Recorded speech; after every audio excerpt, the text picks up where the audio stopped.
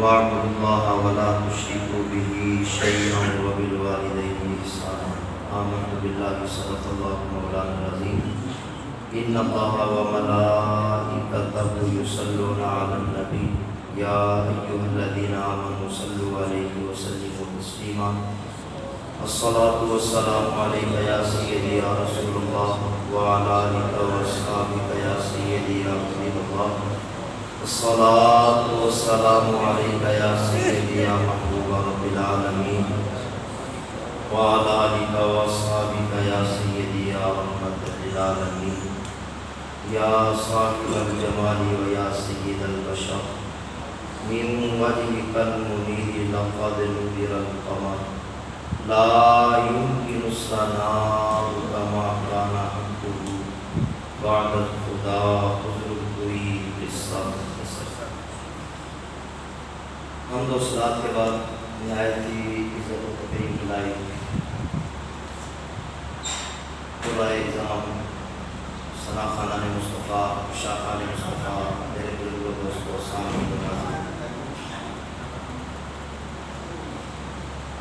آج کی یہ پاکیزہ نشست محترم مکرم چودھری ظفر اللہ صاحب، چودھری عبدالعزیز صاحب، انہوں نے اپنے برادر اکبر چودھری فتح خان مرحوم ان کے سال ثواب کے لیے ختم کل شریف کے عنوان سے منعقد کی اللہ کریم کی بارگاہ میں دعا ہے کہ رب کریم اس حاضری کو اپنی بلند بارگاہ میں شفقت قبولیت عطا فرمائے۔ اللہ کریم اس حاضری کو ہم سب کے لیے بالخصوص چودھری فتح خان مرحوم کے لیے بخشش بلندی درجات کا ذریعہ بنائے۔ لوائقین کو اللہ کریم اس صدمے میں بالخصوص اولاد کو، بھائیوں کو، صبر جمیل کو، اجر عظیم کی نعمت عطا فرمائے۔ حضرات گرامی، ختم کل شریف کے عنوان سے یہ پاکیزہ محفل منعقد ہے اور بعضا ختم کل کے عنوان سے اس طرح کی محفل کے انعقاد کا فلسفہ آپ کے سامنے بیان میں بیٹھ کے اس پاکیزہ محفل کا نام ختم کل شریف رکھنے کا مقصد یہ ہوتا ہے کہ اس میں دیگر کلمات طیبات کے علاوہ سورہ اخلاص جو لفظ کل شریف سے شروع ہوتی ہے اس کی کثرت سے تلاوت کر کے اپنے مسلمان مرحوم مرحومہ کے لیے اصال کیا جاتا ہے، اس لیے اسے ختم کل کی محفل کہا جاتا ہے۔ ویسے تو سارا قرآن مجید بڑا برکتوں والا، لیکن قرآن مجید 114 صورتوں میں سے اعظم ترین صورت سورہ اخلاص ہے، اور یہ وہ عظمت و شان والی صورت ہے کہ میرے کریم آقا علیہ السلام کی بارگاہ میں صحابی نے عرض کی، سنن ترمذی کے حدیث ہے، انی احب ھذہ السورۃ قل ھو اللہ احد، کہ اللہ کے رسول مجھے سورہ اخلاص سے بڑی محبت ہے۔ تو میرا آقا کریم نے فرمایا ان حبک ایھا ادخلک الجنہ، یہ تیری محبت مجھے جنت میں لے جائے گی۔ یہ جو تو سورہ اخلاص سے پیار محبت کرتا ہے یہ تیری جنت میں جانے کا ذریعہ بنے گا۔ تو اس کی تلاوت باعث برکت ہے، اور بالخصوص جب ہم اسے پڑھ کے جو نا اپنے مسلمان مرحومین کے لیے اصال کرتے ہیں تو اس سے مرحومین کو بڑا جو ہے فائدہ پہنچتا ہے۔ امام جلال الدین سیوطی رحمۃ اللہ تعالیٰ علیہ نے اپنی مشہور معروف کتاب شرح صدور کے اندر یہ روایت نقل فرمائی، بزرگوں کا ایک واقعہ نقل فرمایا۔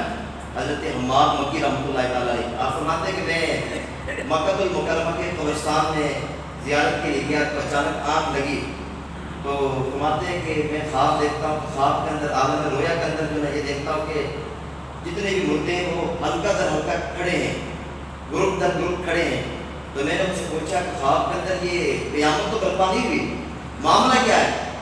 تو حضرت امام حماد مکی رحمۃ اللہ تعالیٰ علیہ فرماتے ہیں کہ مجھے جواب میں انہوں نے یہ کہا قیامت واقع نہیں ہوئی، 1 سال قبل ایک مسلمان بھائی نے یہاں سے گزرتے ہوئے ایک دفعہ سورہ اخلاص پڑھ کے اس کا ثواب آنے قبرستان کی روح کو پہنچایا تھا، سال ہو گیا ہم اسے آپس میں تقسیم کر رہے ہیں۔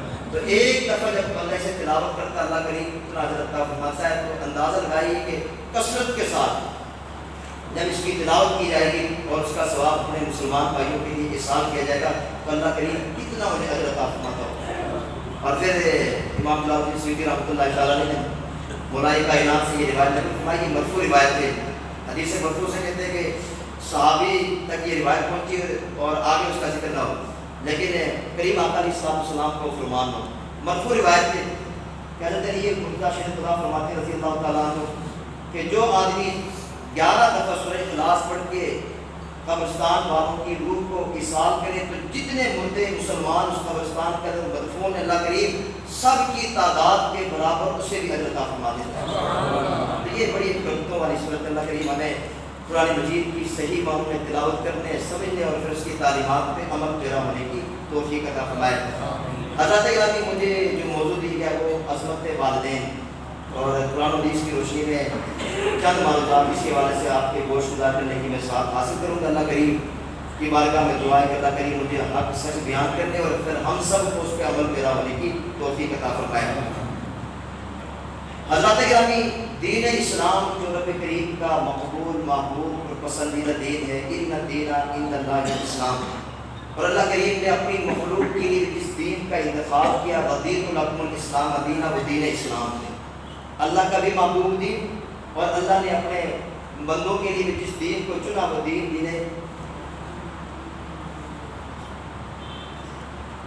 گزارش ہے کہ آگے مہربانی بار بار جب دیکھا جاتا تھا پھر یہ مسئلہ جو ہے مسئلہ ہو جاتا ہے، قریب قریب ہو جائے، پیچھے مہمان آ رہے ہیں تو ان کے لیے آسانی ہو جائے گی۔ جزاکم اللہ۔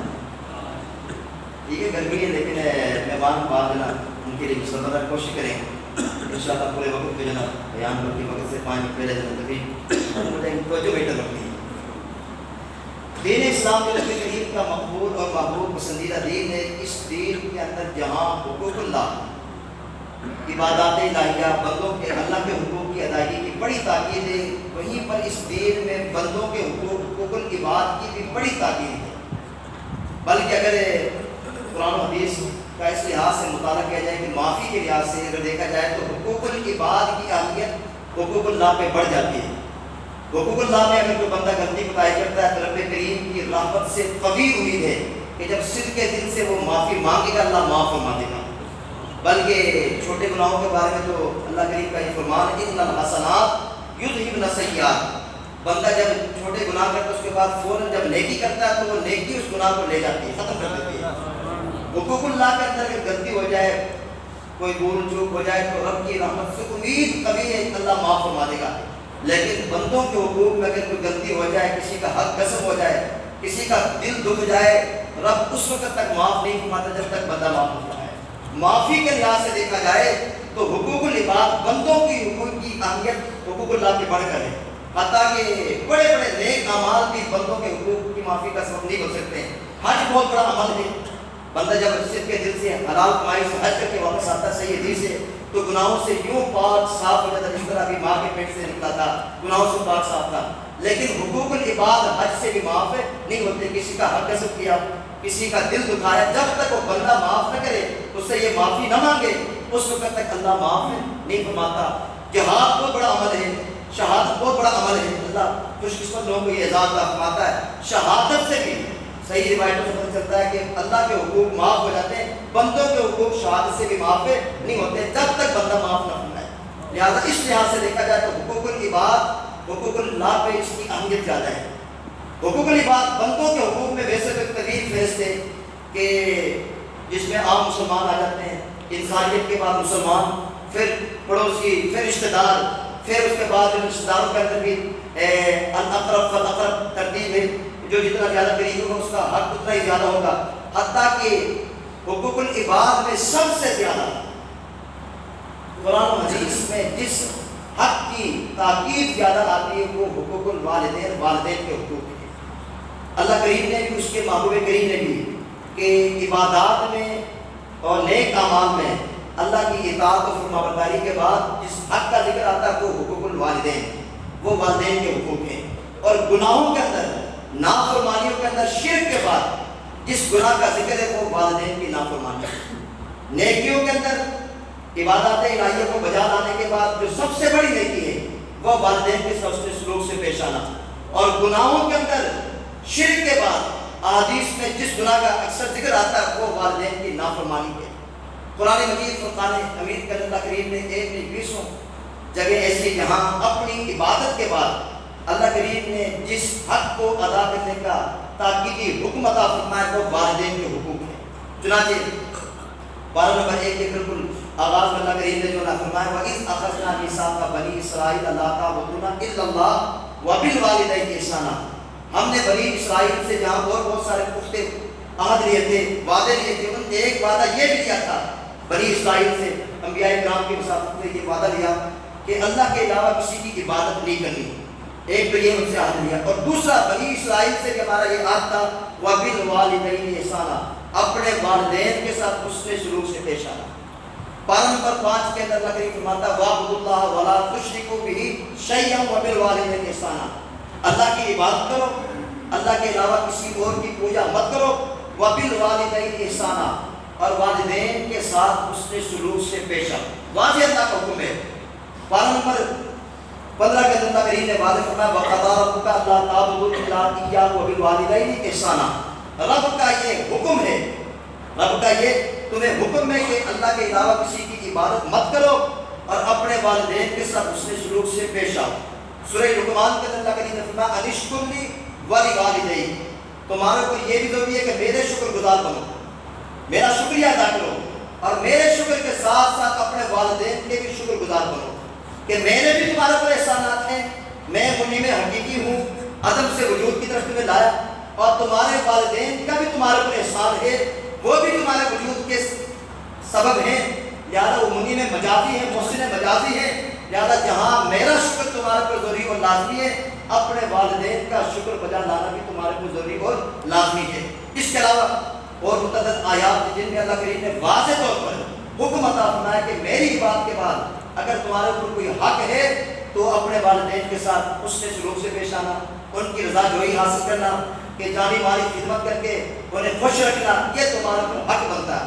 اور میرے کریم آقا علیہ السلام نے بھی عبادت کے بعد جس حق کا ذکر فرمایا وہ والدین کے حقوق ہیں. متفق علیہ حدیث سے امام بخاری مسلم دونوں اس حدیث پاک کو نقل فرمایا. سیدنا عبداللہ بن عباس رضی اللہ تعالیٰ عنہ اس حدیث پاک کے راوی ہیں، فرماتے کہ میں نے آقا کریم کی بارگاہ میں سوال کیا ای العمل احب الی اللہ، اے اللہ کے رسول سب سے پسندیدہ عمل اللہ کی بارگاہ میں کون سا ہے، اللہ کو سب سے پسندیدہ عمل کون سا لگتا ہے؟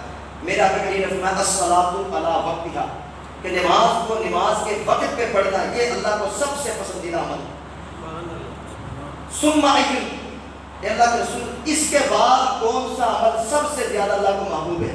میرا آقا کریم نے واضح فرمایا بر الوالدین، والدین کے ساتھ اس کے سلوک سے پیش آنا.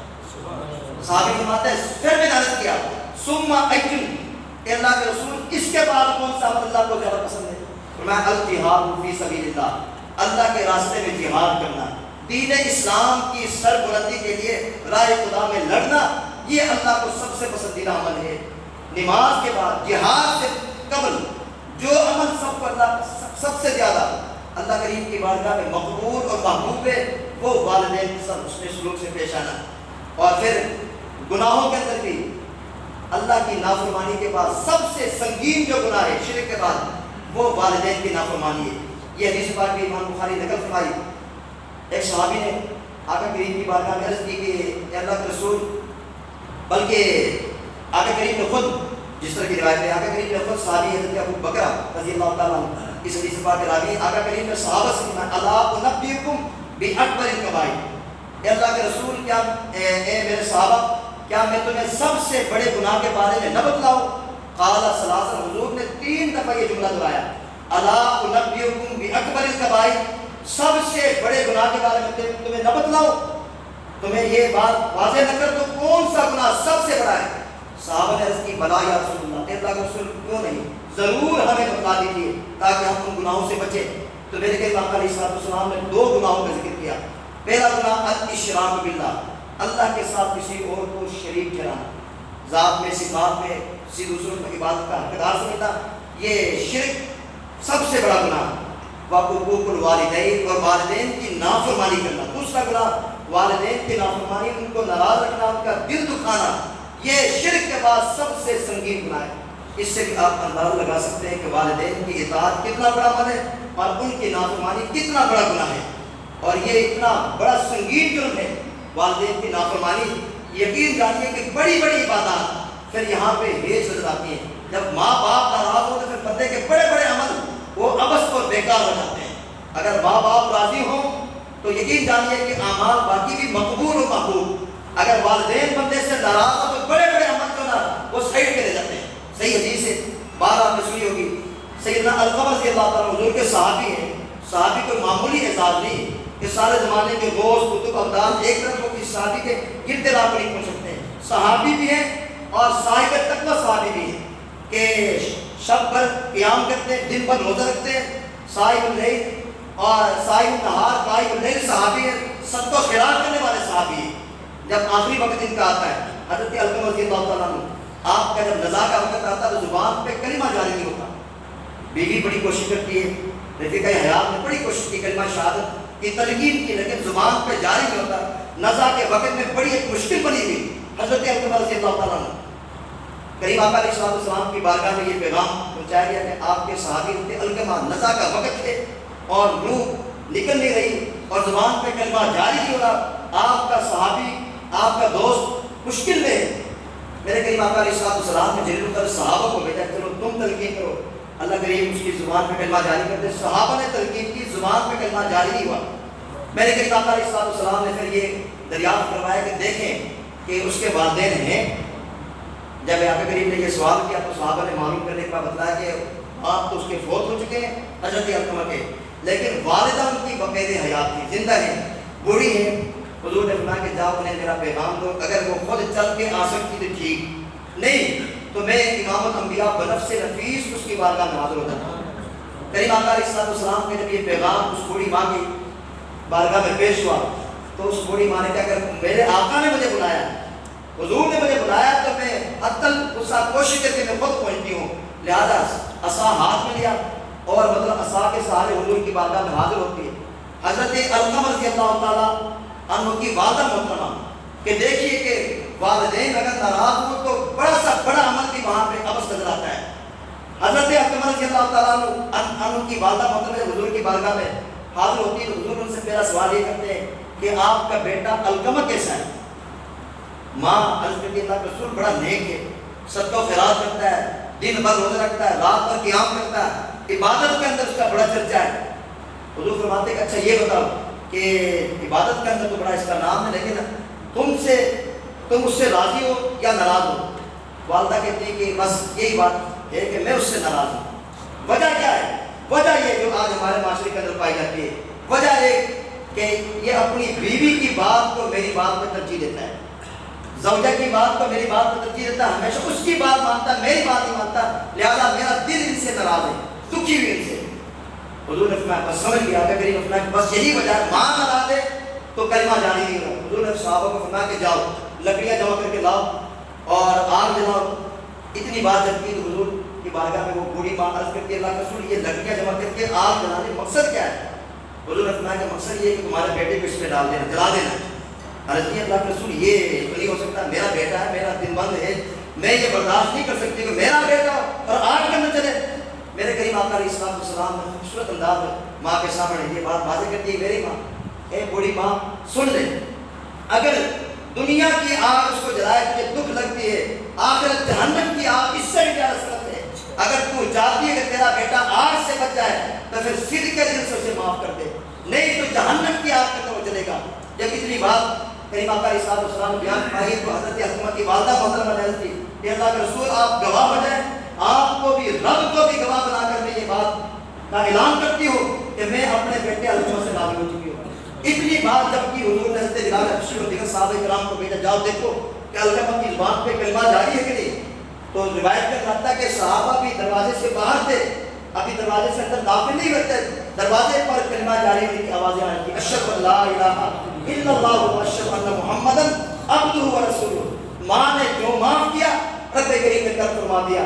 تو پتہ یہ چلا کہ اعمال صالحہ کا بڑا مقام ہے, لیکن اگر والدین ناراض ہیں تو ان کی عبادات کا کوئی فائدہ نہیں. خوش قسمت ہیں وہ لوگ جن کے والدین راضی ہیں, بقید حیات ہونے کے ساتھ ساتھ وہ راضی بھی ہیں اور اولاد کے لیے دعائیں کرتے ہیں. یقین جانو کہ والدین راضی ہوں تو جنت کے دروازے کھلے ہوئے ہیں, اگر والدین ناراض ہیں تو جہنم کے دروازے تمہارے لیے کھلے ہوئے. صحیح حدیث ہے, سنن ترمذی دیگر سیاست کی کتابوں کے اندر حدیث پاک موجود ہے. آگے مشکات اس کا نقل فرمایا سیدنا عبداللہ بن عباس سے حدیث پاک راوی آقا کریم نے فرمایا کہ من اصبح مطیعا للہ فی والدیہ, جو آدمی والدین رات پر اس سے راضی رہے, صبح ہوئی اور صبح تک راضی رہے, جنت کے دونوں دروازے اس کے لیے کھل گئے. فرمایا کہ اگر ایک اس سے راضی ہو تو جنت کا ایک دروازہ اس کے لیے کھل گیا.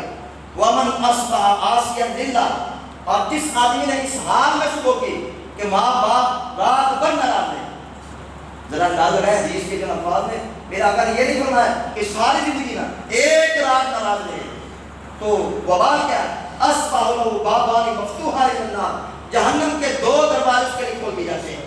اگر ایک ناراض ہو تو جہنم کا ایک دروازہ اس کے لیے کھول دیا جاتا ہے. ایک رات والدین راضی ہوئے تو جنت کے دروازے کھل گئے. اگر ایک رات چند لمحوں کے لیے ماں باپ ناراض ہوئے جہنم کے دروازے اس کے لیے کھل گئے. جب میرے کریم آقا علیہ السلام نے یہ عصمت والدین کی بیان فرمائی کہ راضی کرو گے تو جنت کے دروازے کھلیں گے، ناراض کرو گے تو جہنم کے دروازے کھل جائیں گے. تو قال رجل، ایک صحابی نے عرض کیا، سوال کیا جو آج ہمارے ذہنوں میں بھی آتا ہے. اکثر و بیشتر یہ بات میں بیان بھی کرتا رہتا ہوں، اور آج ہمارے نوجوانوں کے ذہن میں شادی کے بعد اکثر یہ بات آتی ہے کہ والدین ظلم کرتے ہیں، ناانصافی کرتے ہیں، اب ہمارے راضی کس طرح رکھیں، وہ ہمارا حق ادا نہیں کرتے. صحابی رسول نے یہی سوال حضور کی بارگاہ میں کیا. آگے کریم نے اس کا جواب دیا، قیامت تک ہماری اصلاح فرما دی. میں وَإِن ظَلَمَ، صحابی رضی اللہ کے رسول اگر ماں باپ ظلم کرے، ناانصافی کرے، ہمیں حق نہ دیں تو کیا ہم پر پھر بھی ضروری کہ ہم انہیں راضی رکھیں؟ آقا کریم جلال میں آگے حضور نے 3 دفعہ وَإِن ظَلَمَ وَإِن ظَلَمَ وَإِن ظَلَمَ. میرے صحابی سن لے، چاہے وہ ظلم کرے، چاہے وہ ظلم کرے، چاہے وہ ظلم کرے، تمہارے اوپر یہ حق بنتا ہے کہ تم ان کو راضی رکھو. وہ ان کا معاملہ ہے، وہ ناانصافی کرے وہ ان کی پکڑ ہے. اولاد کو اولاد ہونے کے ناطے سے کیا اس کو پر ضروری اور لازمی ہے کہ حتی الوسع وہ اپنے والدین کو راضی رکھیں. اگر وہ ناانصافی کرتے ہیں وہ ان کا رب کا معاملہ ہے. اور آج ہمارے معاشرے کی بگاڑ کا ایک بہت بڑا یہ سبب ہے کہ آج ہم یہ کہتے ہیں کہ فلاں میرا حق ادا نہیں کرتا. ہر بندہ اپنے اوپر ہونے والے حقوق کو ادا کرے. یقین جانیے کہ ہمارا یہ معاشرہ بہترین معاشرہ ہو سکتا ہے. یہ اکثر بیماری ہمارے پائی جاتی ہے، ہم اپنا محاسبہ نہیں کرتے ہیں. ہم کہتے ہیں کہ والدین ہمارا حق ادا نہیں کرتے، بیوی ہمارے حقوق ادا نہیں کرتی، پڑوسی ہمارے حقوق ادا نہیں کرتے، شاگرد ہمارے حقوق ادا نہیں کرتے. حالانکہ اگر ہم یہ دیکھیں خاوند ہونے کے ناطے سے جو حق میرے اوپر میں وہ ادا کرتا ہوں، باپ ہونے کے ناطے سے میرے اوپر جو حق ہے، یا اولاد ہونے کے ناطے سے جو حقوق میرے اوپر میں انہیں ادا کرتا ہوں یا نہیں، استاد ہونے کے ناطے سے میرے اوپر جو حقوق ہیں انہیں میں بجا لا رہا ہوں نہیں. ہر بندہ اگر اپنے نفس کا محاسبہ کرے، یقین جانیے کہ یہ معاشرہ امن کا معاشرہ ہو سکتا ہے. تو حضور نے فرمایا کہ چاہے وہ ظلم کرے، چاہے وہ ظلم کرے، تمہارے پر یہ حق بنتا ہے کہ تم نے ان کو راضی رکھنا، ناراض نہیں رکھنا، ورنہ جہنم کے دروازے کھل جائیں گے. حضرت گرامی یقیناً کوئی شک و شبہ والی بات نہیں، رب کے حقوق کے بعد، اللہ کی عبادت کے بعد، اطاعت کے بعد سب سے جو بڑا حق ہے وہ والدین کے حقوق ہے. خوش قسمت ہیں مسلمان جن کے والدین زندہ بھی ہیں اور اس کے ساتھ ساتھ والدین کے حقوق اولاد ادا بھی کرنے کی خوش بھی ہیں، اور جن کے والدین اس دنیا سے چلے گئے. قربان دے آقا کریم کی ذات والا پر حضور نے جو نا کہ والدین اس دنیا سے جانے کے بعد بھی ان کے ساتھ حسن سلوک کی بہترین صورتیں رکھی. فرمایا کہ والدین چلے جائیں اور پھر بھی یہ مت سمجھنا کہ اب ان کے حقوق ختم ہو گئے، اس دنیا سے جانے کے بعد بھی ان کے حقوق تمہارے اوپر ہے. اور ان میں سے ایک بہترین حق یہ کہ وقتاً فوقتاً ان کے لیے بخشش و مغفرت کی دعا مانگنا. اور یقین جانیے دعا کا جہاں ہمارے رزق میں برکت کا ایک ذریعہ ہے، وہیں پہ یاد رکھیے اگر خدا نہ خواستہ اسی کے والدین زندگی میں اس سے ناراض تھے، چلے گئے، اب اسے ان کی قدر ہوئی، اب اسے احساس ہوا کہ میرے والدین چلے گئے، اب کرو کیا، ناراض گئے، اب اسے عقل آئی. اور ویسے ہوتا بھی اسی طرح عام طور پر نعمت جب کھل جائے پھر قدر ہوتی.